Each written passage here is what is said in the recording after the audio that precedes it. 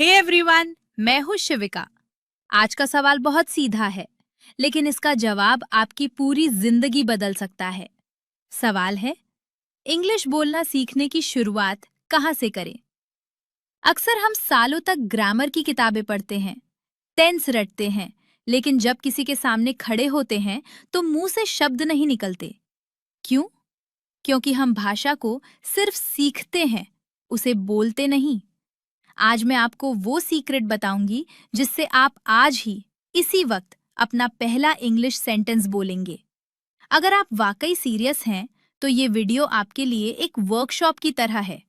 अंत तक मेरे साथ बने रहिए और मैं प्रॉमिस करती हूँ कि आज आपकी झिझक खत्म हो जाएगी। Let's begin.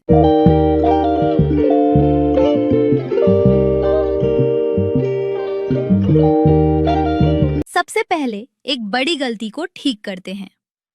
Don't just learn words. लोग डिक्शनरी लेकर बैठ जाते हैं और हजारों शब्द याद कर लेते हैं। लेकिन क्या सिर्फ शब्दों से बात होती है? नहीं, बात होती है वाक्यों से, यानी सेंटेंसेस से।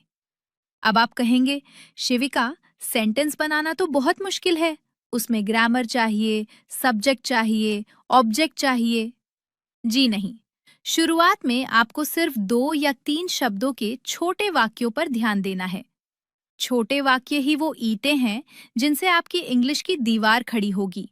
और इसे आसान बनाने के लिए मैं आपको दे रही हूं मेरा जादुई उल्टा चलो तकनीक, यानी द रिवर्स फॉर्मूला। चलिए इस फॉर्मूले को गहराई से समझते हैं। हिंदी और इंग्लिश की बनावट में एक बहुत बड़ा अंतर है। हिंदी में हम कहते हैं यहाँ आओ। यहाँ आओ काम, यानी एक्शन है, जो वाक्य के अंत में आता है। लेकिन इंग्लिश बहुत स्मार्ट है। वो काम को, यानी वर्ब को सबसे पहले रखती है। तो आपको क्या करना है? बस हिंदी वाक्य को पीछे से पढ़ना शुरू करें। उदाहरण 1, वहां जाओ। पीछे से चलें। सबसे पहले जाओ, इंग्लिश हुई गो। फिर बचा वहां, इंग्लिश हुई देयर। पूरा सेंटेंस बना गो देयर। कितना आसान है। उदाहरण 2, इसे करो। पीछे से देखें। करो यानी डू, इसे यानी दिस। बना डू दिस। ये वो वाक्य हैं जिन्हें हम इंपेरेटिव सेंटेंसेस कहते हैं।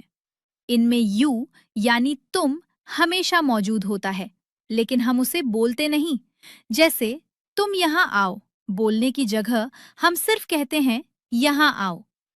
इंग्लिश में भी यू कम हियर की जगह सिर्फ कम हियर काफी है।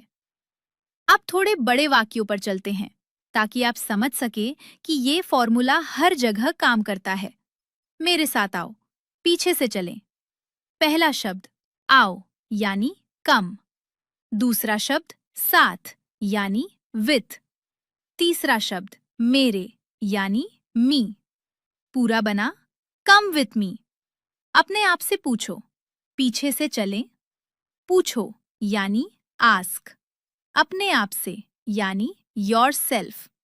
बना आस्क योर सेल्फ। मेरे बाद दोहराओ। पीछे से चलें। दोहराओ यानी रिपीट।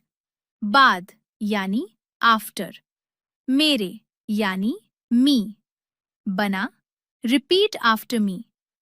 एक जरूरी बात हमेशा याद रखें, क्रिया यानी काम हमेशा नंबर 1 पर रहेगा। जैसे नहा लो, इसमें काम क्या है? नहाना। तो हम कहेंगे टेक अ बाथ। जैसे अच्छे से चबाओ, काम क्या है? चबाना। तो पहले आएगा च्यू, फिर आएगा अच्छे से यानी वेल, यानी च्यू वेल। अब मैं आपको कुछ ऐसे वाक्य दे रही हूं जो आप सुबह से शाम तक बोल सकते हैं। इन्हें मेरे साथ साथ बोलिए और प्रैक्टिस कीजिए। जाग जाओ, वेक अप। उठ जाओ, गेट अप। तैयार हो जाओ, गेट रेडी। आहिस्ता खाओ, ईट स्लोली। एक निवाला खा लो, टेक अ बाइट। एक घूंट पी लो, टेक अ सिप। इसे साफ करो, क्लीन इट। पीछे हटो, मूव बैक। या फिर स्टेप बैक, एक तरफ हो जाओ, स्टेप असाइड, भरोसा रखो, रेस्ट अश्योर्ड। ये छोटे छोटे शब्द आपके कॉन्फिडेंस को बहुत बढ़ा देंगे। डरना छोड़िए और गलत बोलने की फिक्र मत कीजिए। बच्चा भी पहले गिरता है, फिर चलना सीखता है। तो दोस्तों, आज का लेसन बहुत कीमती था। हमने सीखा कि इंग्लिश बोलने के लिए डिक्शनरी नहीं, सही फॉर्मूला चाहिए। और वो फॉर्मूला है वर्ब को पहले रखना और पीछे से वाक्य बनाना।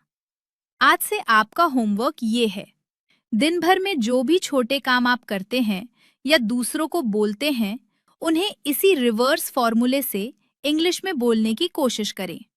अगर आपको मेरी ये कोशिश पसंद आई, तो इस वीडियो को उन सभी लोगों के साथ शेयर करें जो इंग्लिश सीखना चाहते हैं। चैनल को सब्सक्राइब करना ना भूलें, क्योंकि इंग्लिश विद शिविका पर मैं आपकी इंग्लिश को आसान बनाने के लिए ऐसे ही वीडियोस लाती रहूंगी।